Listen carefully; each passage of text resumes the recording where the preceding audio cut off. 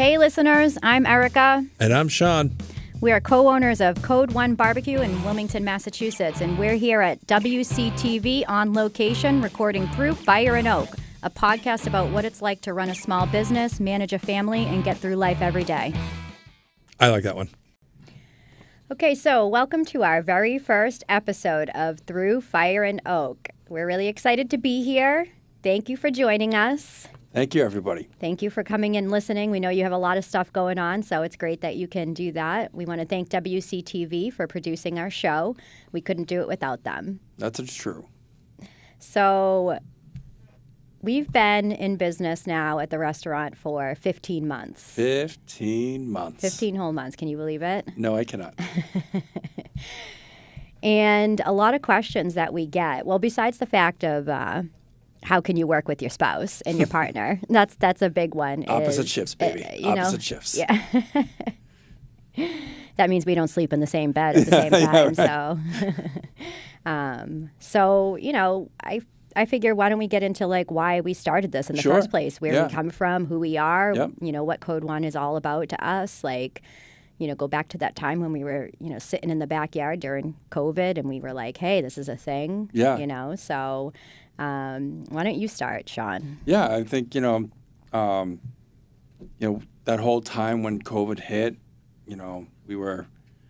I was still employed but not employed, still running, another person's company, but working from home, but, technically on unemployment. Yeah, technically on unemployment. And that's when I kind of figured, okay, I need a change. And we started picking up barbecue again that we had stopped for a little while because, time and, kids and.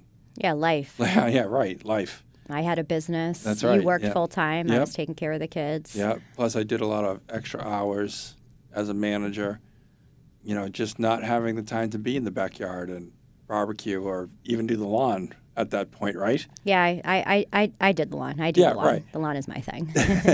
So, we got some downtime. We started working on the house. That's right. We built a third bedroom for Finn. Built a third bedroom as I was doing. That was fun. Yeah, as I was doing online video conferencing. And yeah. I'd put the hammer down for like 15 minutes and then take a call or whatever it was. And as the weather got warmer during COVID, we started barbecuing again, right?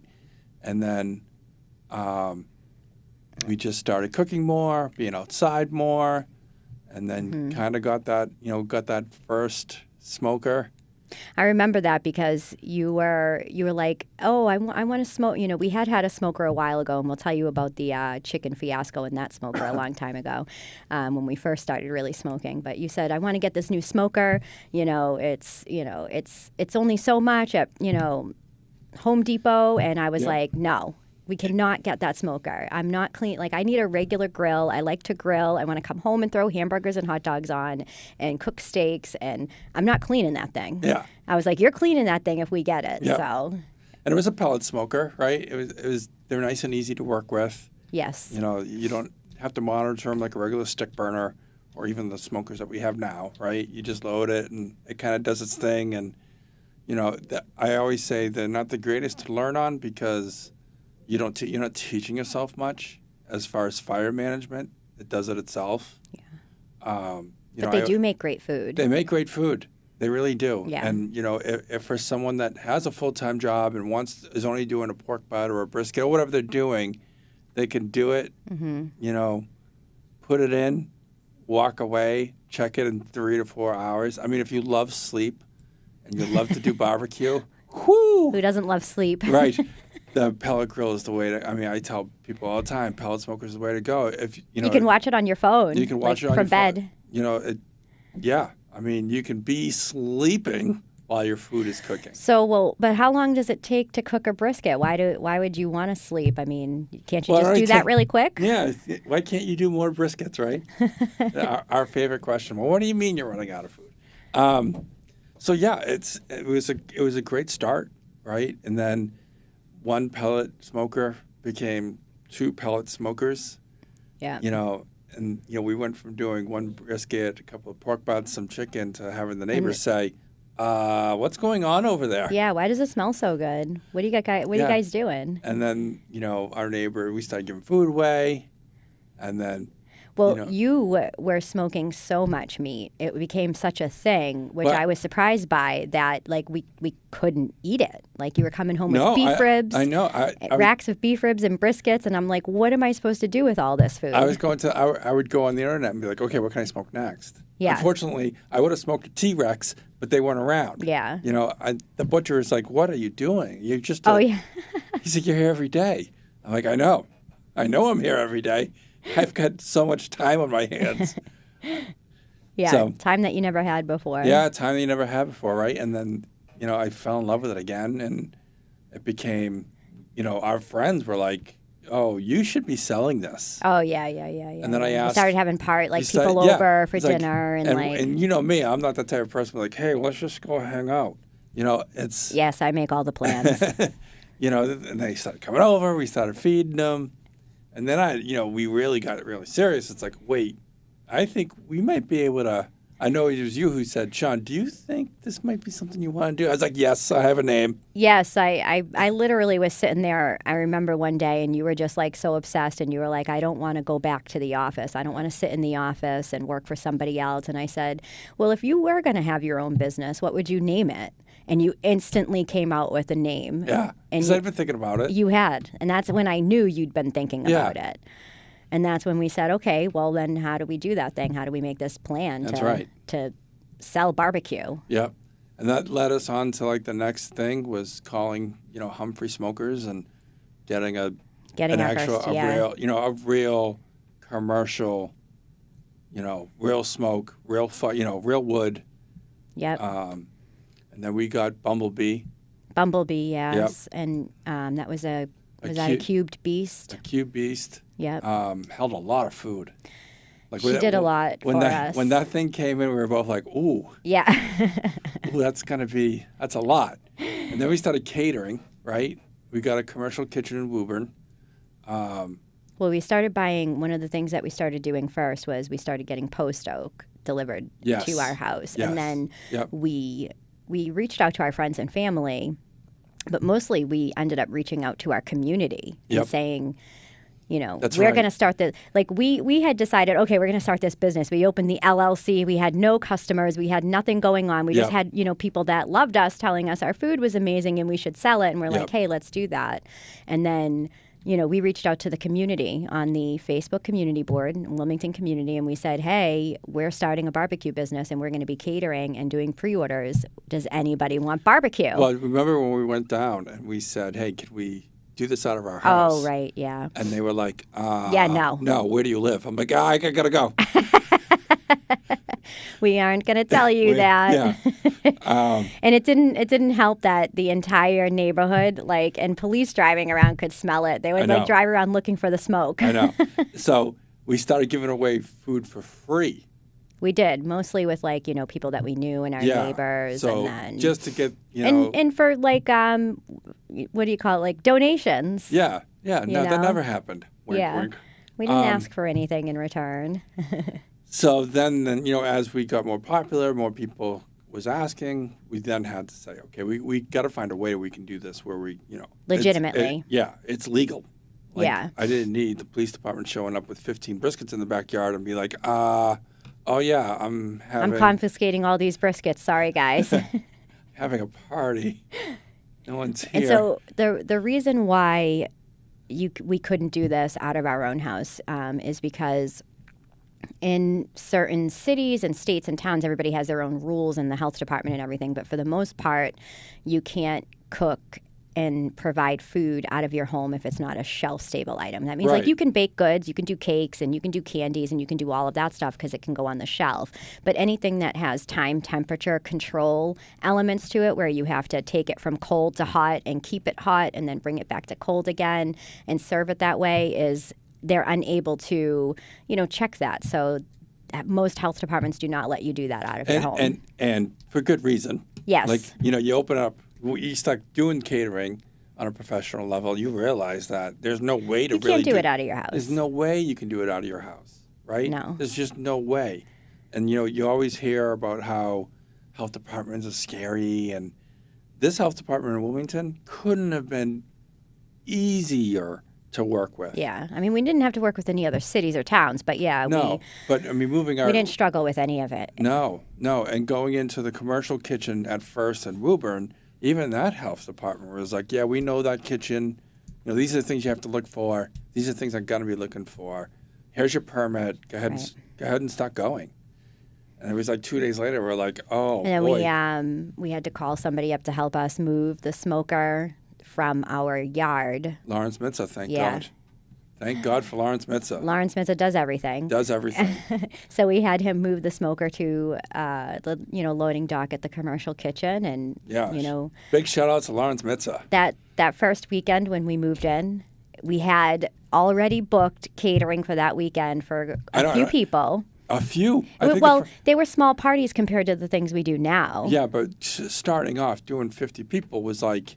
How? Yeah, we went from 10 to 50 immediately. Yeah, no, we went to like 3 to 50. Like you jumped over a bunch of cows to get us. We went going from 3 to a brisket and maybe a half a pork butt and 1 rack of ribs. I'm like, okay, here's 16 briskets and some pork butt, and I think we're going to add on 15 racks of ribs. And we have to do chicken as well. Yeah. And they want it by 10 a.m. the next morning. I'm like, well, it's 4 o'clock the prior day. Like, so we're sitting in the kitchen after we got through that first official smoke in the kitchen, and we couldn't even walk. Yeah, and I remember you were like trimming the brisket, and when you're in a commercial kitchen, a commissary, you're with other business owners that are running their own businesses and cooking their own things. And everybody's running around the kitchen like, this smells amazing. That looks awesome. And Sean was like, this is the worst brisket I've ever made in all my life. I'm not serving this. And I'm like, okay, go home, go to bed. You need some sleep. Everyone's going to throw up. Yeah. And it ended up being great. Yeah. Again, I think one of the first parties that we did was Drains by James, right? That was one of the first parties it wasn't one of the first parties, but they were one of our first customers. We ended up, doing their holiday party over Christmas. And that was a good experiment for us because we'd done birthday parties and some other like Oktoberfest type things. Yeah, but it was real small stuff. It was like 5, 6 people. 20 people. And before we got Bumblebee, we had... I'm not going to mention the name. No, we're talking about after Bumblebee. Like when we had Bumblebee and we were in Woburn. You don't even remember. You were so out of it that first weekend. We actually did a first birthday party. Yeah, I don't remember. For 25 people. The first 2 weeks was such an out-of-body experience for me. Like I had no idea. We woke up after that weekend. It was like a Monday morning lying in bed and we had to get the kids off to school and we were just like, okay, I can't even move. I might go back. I might go back to work. Like, this is crazy. But those 4 became doing 10 a week. 10 became 20. Yeah. Then 20 became like, okay, we're not going to do 20, but we're going to start ramping up how much food we're doing. Right? Well, and then market season rolled around and we started joining all the markets. Yeah, and then one market led to 2 markets. 2 markets led to 3 markets a day. Okay, we got a 4 p.m. one and then one tomorrow morning at 10 a.m. Right. And then later on, we're only going to be serving whatever's left to this market because we can't make any food. And then we were doing pre-orders in between. Yep. Yeah, so a lot of people would pick up on Fridays and Saturdays. They would get dinner and they would order ahead in the week, and they would come and get dinner, and we did it all out of that cubed beast. We were like, oh, this is amazing. We could cook everything out of here. We could cook so much food out of this, huge machine. Before the Humphreys, though, we had that pellet commercial smoker that didn't last long. Remember? That's right. I forgot about. Why didn't that last long? Remember this? I suddenly caught the thing on fire. However, unpronounced to me, grease and oil don't work. Let's just put it that way. Let's just say you should take a fire management course before you learn how to put out a grease fire. No, it was short panic. There was 15 people next to me, and a fire started. I was like, okay, what takes out fire? Oh, water. Yeah, no, not with grease, you moron. Not with grease. It wasn't my I wasn't finest actually moment. there for this moment, guys, just so we all know. But you did end up getting the fire extinguisher, using it. Oh yeah. It took me 2.5 seconds to realize that, I just put water on a grease fire. Mm-hmm. I emptied out the fire extinguisher and then and we had just finished cooking. That's right. We had like a big party that we were cooking because you were for. there. Oh, because the only thing because I had left to go get food. You came around the corner. Food, yeah. We took the last brisket out. That's right. And I'm like, something's not smelling right. Like, what is it? I just turned this down and I opened up the door. Remember? Yeah. It was like Backdraft, the movie. Yeah. Bang! I was like, do I have eyebrows?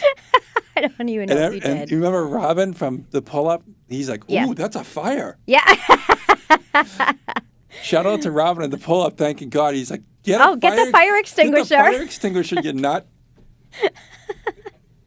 I'm like, oh, yeah, the fire extinguisher, not water. Yeah. Well, the good thing was though you closed the door and the fire wasn't going anywhere. It wasn't it was self-contained. Remember, I said, all right.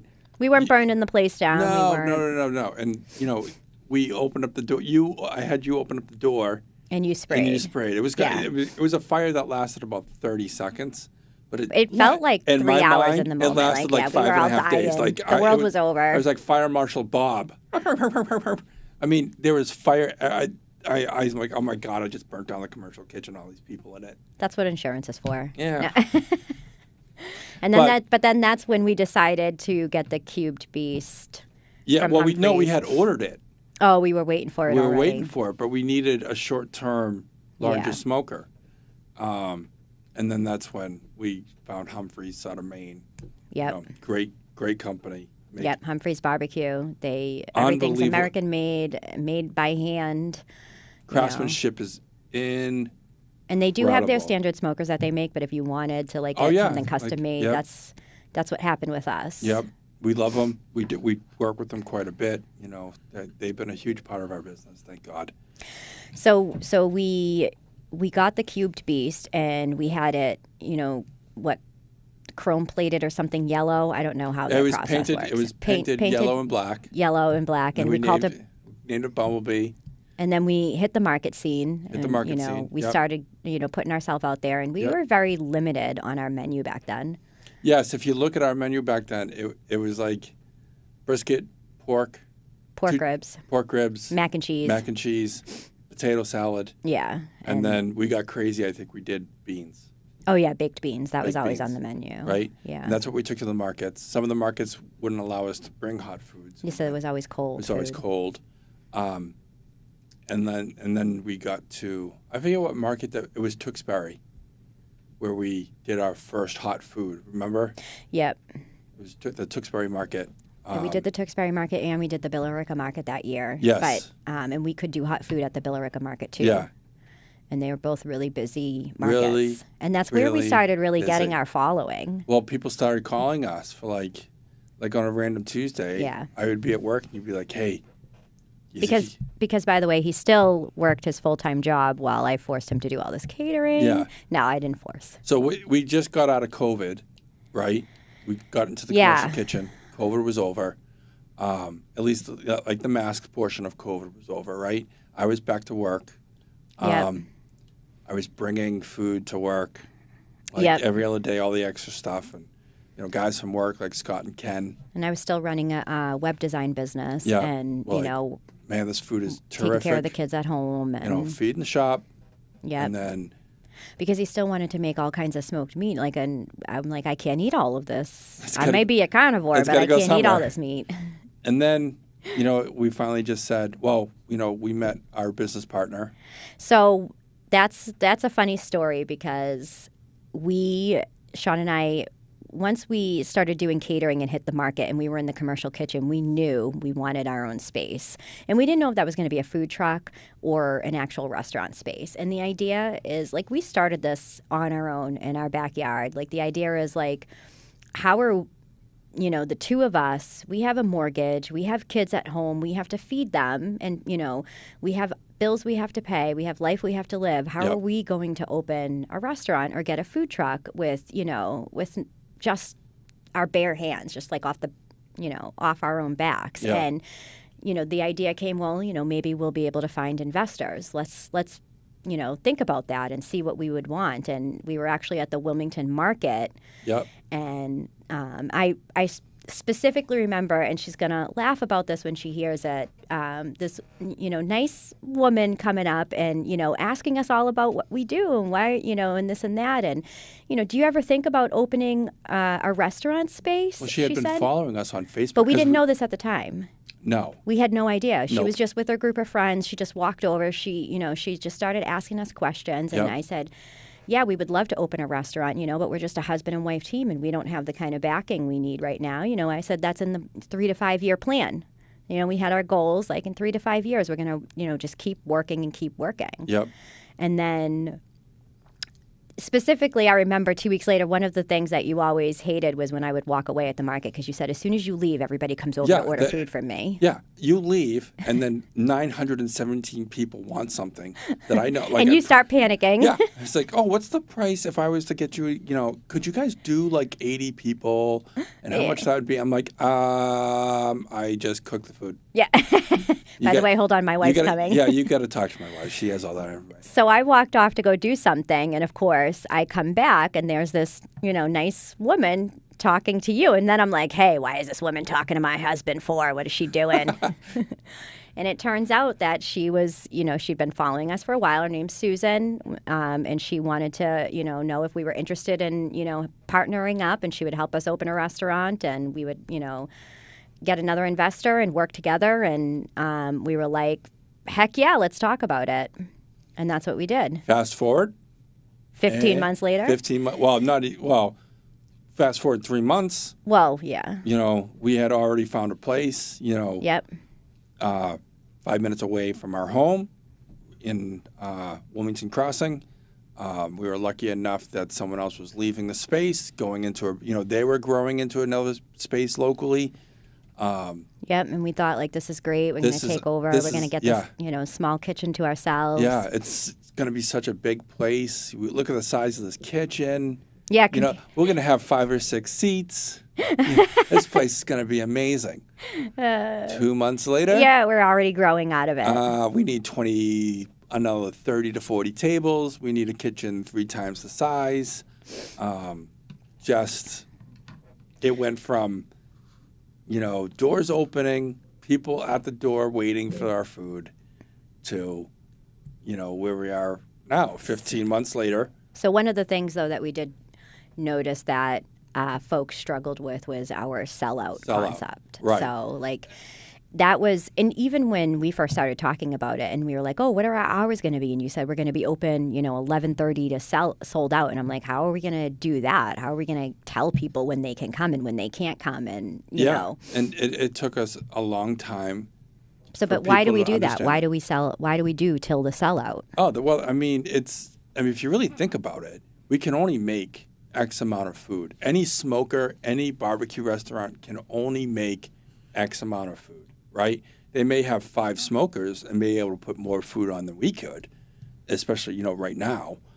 But even at 5 smokers, they can only do X amount of food. That can either take you, some days it takes 4 hours for the food to go. Some days you have leftovers and you're making other stuff with it, right? Yeah, throwing it in the baked beans, making chili. And for us, we moved in to our spot and we still had Bumblebee. Yes, which we thought was a great, amazing, huge smoker and could feed all kinds of people. We're going to feed people for like 5 to 6 hours. Yeah. Our opening day, we lasted an hour and a half. We sold out of everything in an hour and a half. There was a line at the door. And it actually went on for a whole month that people started getting mad at us. Like, where is all your food? Why don't you have brisket left? You've only been open for 2 hours. It's gone.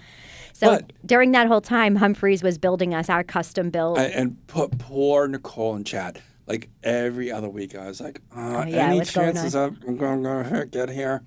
When's that going to be done, man? And then they had, because of COVID and that it had just been ending, they couldn't get the steel. There was a lot of production struggles. Even to this day, there's still production issues with a lot of different people. Yeah. But, man, they worked their tails off to get us that smoker. Right. Their tails. And they were so gracious about it. Yep. Thank God. And Nicole is a sweetheart. She took every email, every phone call. Yep.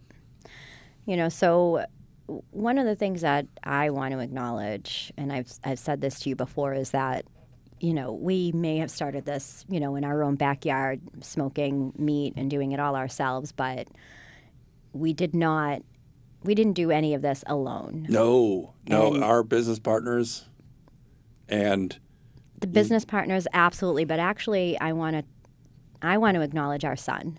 Oh, we've got 3 absolutely. children at home. One of them is going to be 18 soon, and since we've started this, he's been the backbone of supporting us at home. Big time. Because no entrepreneur with a family at home does anything without that kind of help. Big time. And we're so grateful that he's such a great kid, and he doesn't complain, and he loves his siblings, and his siblings love him, and we can go to work, and he'll make sure they're fed and bathed and getting stuff done, and then we couldn't do that without him. No, not at all. Not at all. We couldn't do it without anybody, but we couldn't do it without him there supporting us. Especially after he's been in school all day. Yeah. And he has his own stuff and his own friends and his own life. Yep. And we're lucky. Very lucky. Group of parents for that. Very lucky. Well, we've got all 3 of our kids are good. Yeah. He's not babysitting the devils. Well, and when he goes off to college, Madeline's going to have to take over his role. Yeah. Yeah. Whether she likes it or not. Yeah. I don't know which one of us is going to tell him when he has to come back every night to babysit. Sorry, you can't go very far. But yes, and then I think again, that's a great point. We would have never opened this restaurant without our investors. I mean, the amount of time, effort, and money that goes into it is something that we couldn't have fathomed back when we first started this. And we thought, hey, well, we need X. Oh yeah, we need X amount of money. No, we needed way more. No, and I mean, we did it with what we had. Yeah, for sure. But the support that they've given, not even just financially, like just the support, like, hey, you guys have a family, you still need to run, don't wear yourselves out, we're here to help. Yep. And it's a lot of things. And it's been hard for us to let go of some of these stuff because, we were the ones that started this. Yes. And, they're saying, we're here to help. Give us some stuff to do to help the business. There was a very long process of me thinking I had to do everything and trying to do everything and completely failing at all that. Oh yeah, and we've made mistakes on the road. Business mistakes along the way. That they've helped us overcome and still overcoming. Right. But the product itself, I think, that we've created prior to the partnership is what really is. Is what speaks. Is what speaks for itself, and like you were saying, it's people not understanding the sellout, but you go to any barbecue spot anywhere in the country, right? And they're open, set out. We have set hours on the internet because the internet needs that. They need to see a closing time. Yeah, Google has to have a closing time. Right.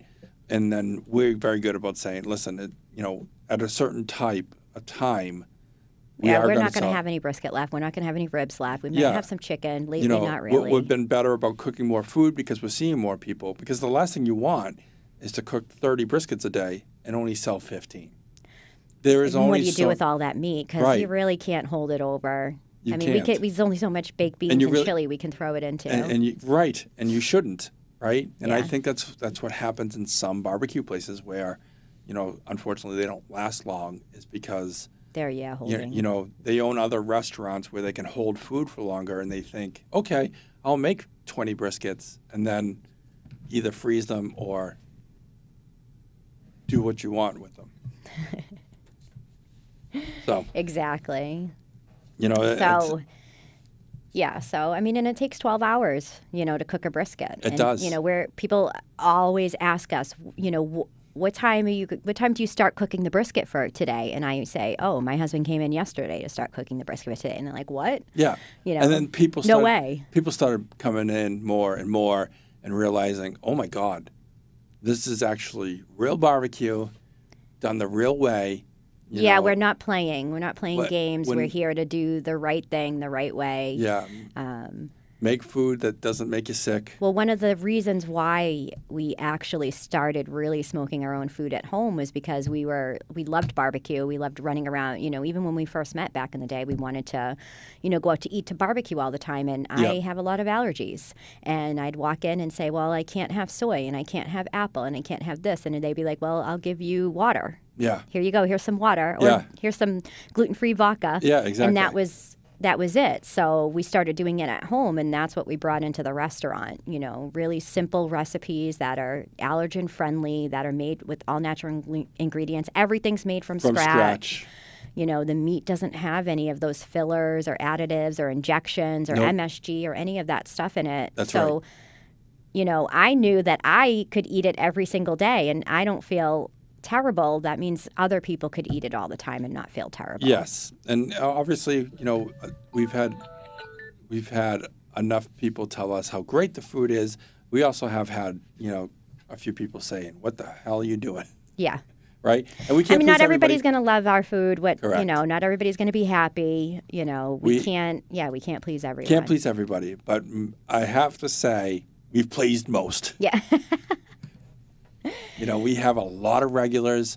Our restaurant is kind of like Cheers from the show. We treat everybody like a family member. Like, we want you to feel like you're coming home when you come in, like you're coming to our own kitchen table and having dinner with us, or taking your dinner home from our house. Like, we see the same people you're a name, multiple times not a a number. day. Yeah, we do. We've had people leave and come back. We have the same people every week, and we appreciate that support from our customers like you wouldn't believe it, because we wouldn't be here without them. Yeah, and shout out to all my military friends out there who come to the restaurant. Who came to the restaurant for the first time knowing that we were veteran-owned. Didn't know anything about us, nothing. Came in just because to support a veteran-owned company. Mm-hmm. And that has turned into a lot of different friendships, a lot of people coming in. I mean, Jim Mason and his airborne group coming in. Not airborne, you don't I'm have sorry. Oh, he said that wrong. Yeah, I did say You don't have to name everybody. Yeah. Coming in with a whole group of people, loving the food, loving us loving them back, handshakes and hugs, I always say to everybody. We've had some really great customers. They've come in, they've given us gifts. They've done a lot of awesome things. The community support here has been, and that's why we stayed in Wilmington, because we live in Wilmington. We wanted to stay in Wilmington. We wanted to help bring some business into the community and change the way people look at restaurants. Yes. That was important to us. We're disruptors. We wanted to say, hey, we're not your average, whatever, that you seeing around town. We want it to be different. We're not just a takeout place. Yeah, even though that we do mostly takeout. Well, until we get a bigger spot. Yeah, someday. Hint, hint. Yeah. Bigger spot. Hey, universe, we would like a bigger spot, please. So I definitely want to say thank you to our team, too, because one of the things that really makes a difference is having a team who supports your vision and shows up for you no matter what's going on in their lives. Yeah, and again, they have made sure that the restaurant is... And they promote us, they love us, they're everywhere, they're talking about the story, they just... And there's just so many people who say, like, sometimes, like, Sean and I, like, are in the back, like, I'm not crying, you're crying. Like, there's so many things that we've heard about how we've touched people and changed their lives, and like. And it's not just us. I mean, yeah. Our whole team. Yes. Has the exact same demeanor that we do, and they understand what you and I are trying to put forward. Yep. As far as the restaurant goes, like, it's not just, yeah, okay, number 51, here you go. Right. Maybe we'll see you tomorrow. Thanks for coming. We'll see you later. Right. We're leaving with saying, "Hi, my God, how's the kids? Yeah. How's your wife? How's your wife? What's going on? How's the job going? Yeah. And You got chicken tonight? Well, why chicken? Yeah. Why'd you get chicken? Yeah. Usually Don't get you know pork the ribs. brisket costs more? Yeah. And we from the very beginning of us starting to the last Saturday, it's such a community of people that, I mean, obviously we're seeing more people as we are going. We're seeing more and more faces as our name gets out there. But we still see that same group of people. Yeah, we have our regulars who love us. That it opened. Yep. Right? And we even have that one customer, I'm not going to name names, who came in, hated the place, didn't like us. Yes. Came back a week later, and then, Yeah, you went over and you shook his hand and introduced yourself, and that's kind of what we do. Like, hey, man, because one of the things you have to realize is that everybody's having, their lives, and everybody's going through what they're going through, and some people are having bad days, and it's not personal, and it's not us, and it's and sometimes just a little chat and a conversation and a handshake. And makes sometimes all the they difference. just want brisket at 5 o'clock in the night. Yeah. And sometimes I can't do that, but like I say to everybody, barbecue should sell out. If you're going to a place and it's 9 p.m. and you're getting brisket. Yeah, and they still have And there's no pit master in the I mean, building? unless there's a pit master working around the clock. Again, and some of the bigger names do have pit masters that work 24 hours a day. And they're just constantly pumping out brisket Right. as much as they can. And, Unfortunately, we can't do that. We can't do that. We're in such a small shop. Well, and not just that, we only have one pit master. I mean, he's in the room with me right now, so he's not making brisket. Sorry, Right. but we are looking for an assistant pit master if Hint, anybody's hint. interested. Hint, hint. Call the store. We open tomorrow, 11:30 a.m. Come on in. Right. No, we're not open tomorrow. No. Oh, man. No, we don't know when we're open. Don't listen to that. Don't listen to that. No time stamping. So we are going to start wrapping this up, Sean, because, I feel like we touched upon a lot of the things we wanted to talk about to, introduce ourselves and who we are, where we came from.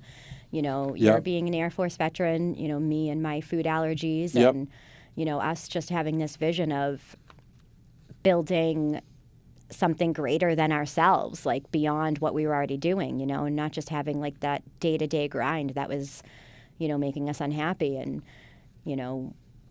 we've had our ups and downs, but we've been 15 months in the restaurant, and it's been crazy. Yeah, and kind of like the amazing. Muppet Show. Yeah. It's kind of like every episode of the Muppet Show. Kermit's running around trying to get everyone on stage. That's you. Yeah. And I'm Gonzo, and everybody else throwing fish around the place. Yeah. Animal banging on drums. Yes. Like, what's he doing? What's going on back Yeah. there? And then me running out in the front being like, okay, what can I help with? And everyone saying, No, go back to the kitchen. Go back to the kitchen, please. Just please go take care of the meat. Pick up an aisle 9. Yes. So it's been a great run. Yes. And as we go, we're going to, introduce some different things and talk about, some stuff away from the restaurant, things that, we have challenges with, and hopefully get some guests on. We're going to get some guests on, talk about some stuff. Yep. And We're trying to get Tony Stark. What's the actor's name? oh my God, you just made me draw a blank. Yeah, me too. Can't believe we're going to draw. We're totally drawing a blank. Who plays name? Tony Stark? Robert Downey Jr. Yeah, we're totally going to cut ask that if he comes part.